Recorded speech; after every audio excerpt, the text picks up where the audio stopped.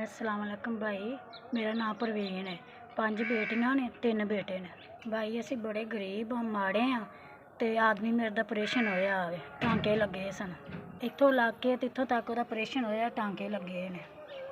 भाई पिता भी गल गया सी ते आंदरा में ते पिते दा मसला सी। बेटियां जड़ियां वड्डियां ने ते बेटे मेरे छोटे ने। ते अपने मसां मैं अपने बच्चों नूं 4-4 5-5 जमातां पढ़ाइयां, अग्गों नहीं पढ़ा सकन डै।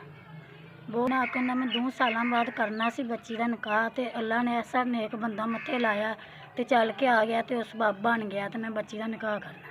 15 नूं मेहंदी है तो 16 नूं निकाह है, तो थोड़े जे जी आने ने।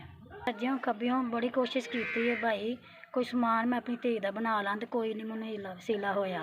मेरे को कोई नहीं निकलन दी जेड़ा मैं अपनी बच्ची लिए समान कोई थोड़ा जिहा ले लवां। ਇਹਦਾ कुछ ਜਾਂ ਤਾਇਆ ਕੋਈ ਹੁੰਦਾ, ਮਾਮਾ ਕੋਈ ਸਾਥ ਦਿੰਦਾ ਤੇ ਬੜੀ ਗੱਲ ਸੀ, ਕਿਸੇ ਨਹੀਂ ਦਿੱਤਾ ਹੈਗਾ ਤਾਂ ਮੈਂ ਬਿਲਕੁਲ ਗਰੀਬ ਹਾਂ।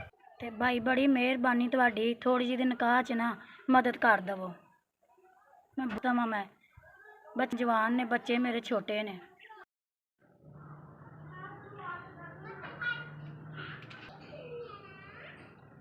अस्सलाम वालेकुम भाई, तुसां 10,000 मेरी बच्ची दी निकाह ਲਈ ਭੇਜਿਆ। ਕੱਲ ਮੇਰੀ ਬੱਚੀ ਦਾ ਨਿਕਾਹ ਵੇ।